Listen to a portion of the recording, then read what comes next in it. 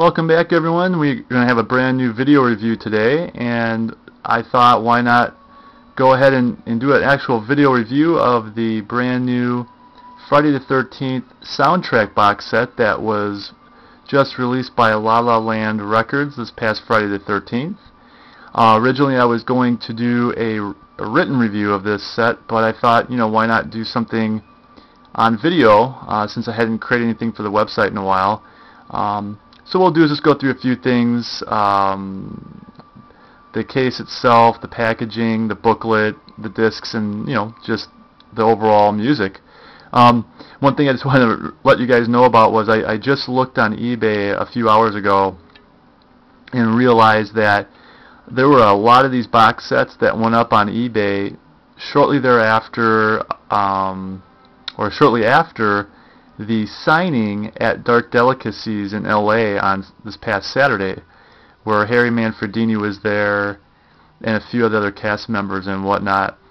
Some of these box sets on eBay right now that have the signatures are going for anywhere between $150 and $225, and the auctions are not done yet.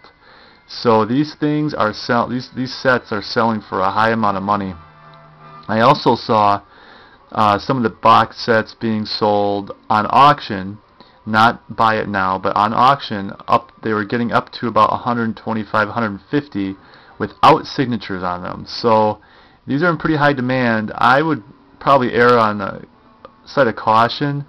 I wouldn't go out and buy these right away. I have a feeling that the prices might come down after the dust settles and the excitement kind of goes away, perhaps, but just be careful out there when you're looking to buy these. Don't overpay.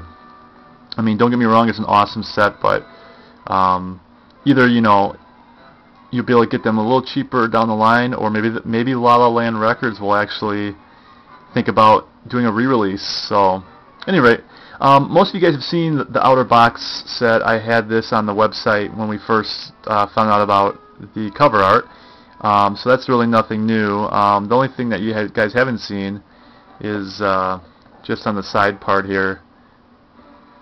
It has that Friday the 13th parts 1 through 6 with Harry's name on there. Nothing on the back side. It's just about completely black. So, and then I guess what we'll do is we'll get into the booklet next. The booklet we showed a few days ago. Actually, one of our readers sent in an image of the booklet cover to us, and it had it signed by Harry, and had some of the staff notes up in the upper left-hand corner of the booklet, which I thought was a really cool touch by Harry. Within the 40-page booklet, most of the pages are dedicated to the original Friday the 13th movie, which I didn't think was a really bad idea at all. And to be quite honest, the music that Harry created for that film is the foundation of all the music for the series, and it's a benchmark for which not only the Friday the 13th films subsequent sequels were using, but a lot of other slasher films in the genre in the early to mid 80s used a lot of what Harry did to create the tension and the atmosphere of their films. So I'm not going to flip through every page in the booklet per se, but just sort of show you a few things. What they do is, or how they set this up is, they'll have a poster that starts off for each film to signify the film they're talking about.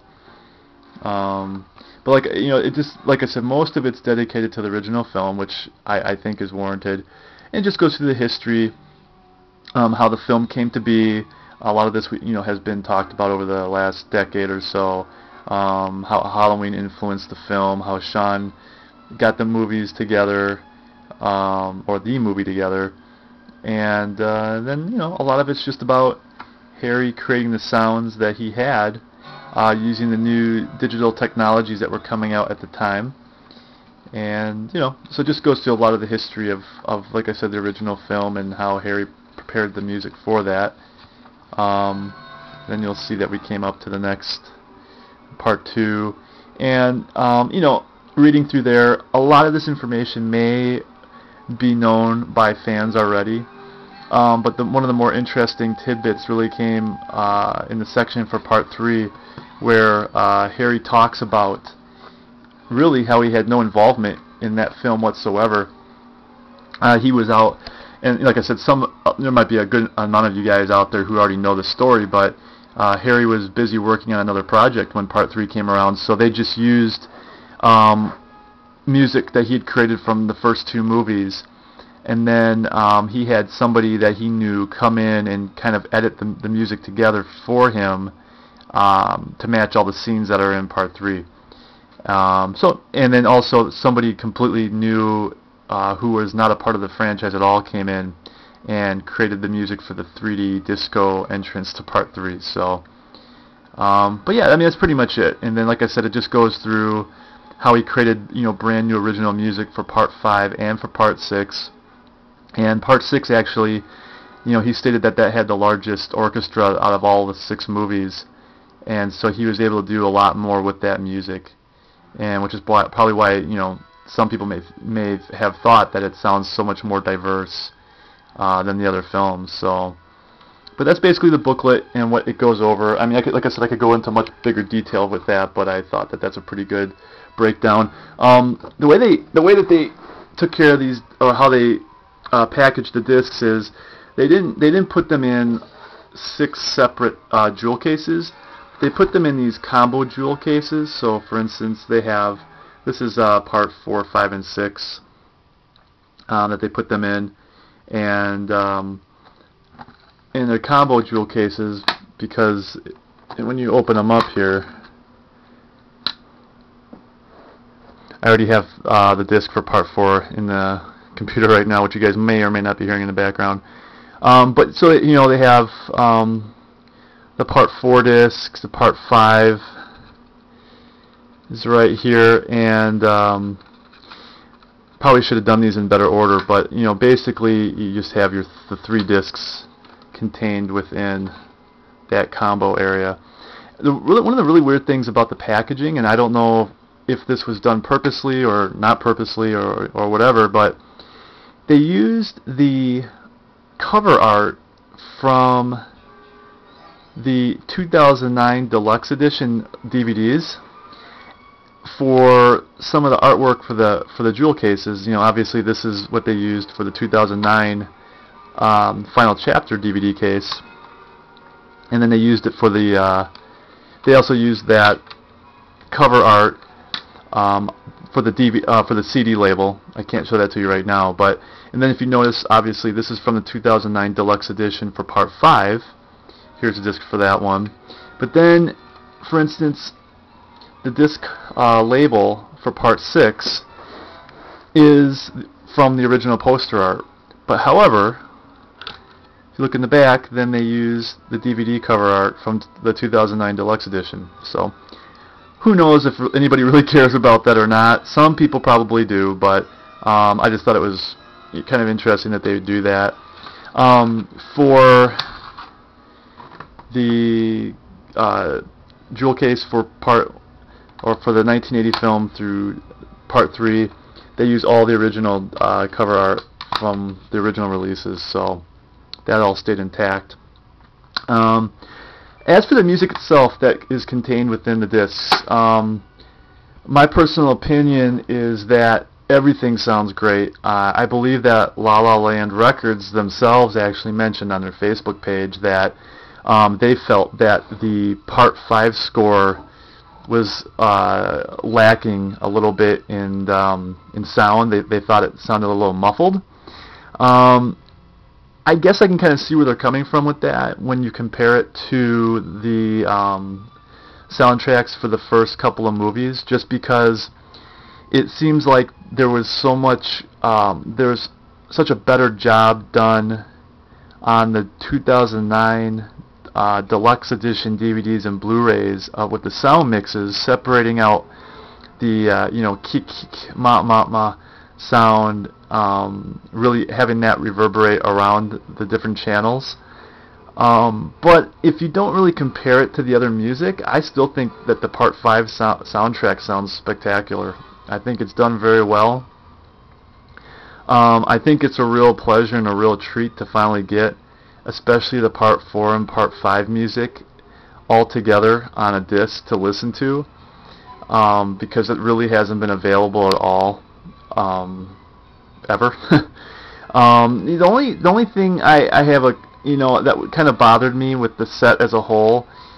Well, I shouldn't say on the set as a whole, but for instance, on the part 2 disc, you can tell that they did get that right off of the DVD track, and the scene, or the part of the track especially that I noticed it in, is they took the music from the scene where everybody is in the Packanack Lodge the first night that they arrive at the counselor training center, and it's a scene where Jason's looking through the window into the lodge when everyone's kind of dancing and hanging out, and the soundtrack has Harry's music, and then it cuts to that music that he created that was playing inside, and it cuts back and forth within that minute or so, a minute and a half of the track, and it just seems so unnatural that it kind of got annoying, because you could tell that they took it right off the DVD from the movie. But that's just little things that really don't take from the overall experience. So, but everything sounds great, and as some people may have alluded to already on some of the message forums, if you have this set, if you're getting it, haven't received it yet, or haven't listened to everything, when you get to the last track on most of the CDs, make sure you listen all the way to the end of the CDs, because there's some special treats at the end of different music that they included at the end of these tracks. And I don't want to spoil it for anybody, but I say definitely take a listen and sit through the entire track to make sure. So, but like I said, overall, packaging is awesome. It's very sturdy. It holds up really well. The booklet was put together very well. It was well written. There's some great pictures in the booklet. Nothing that hasn't been seen before, but I don't think that that's a huge deal. The jewel cases, I haven't had any problems with. They open up really well. The music that's contained on the CDs is excellent. Very clear. I enjoyed all of it.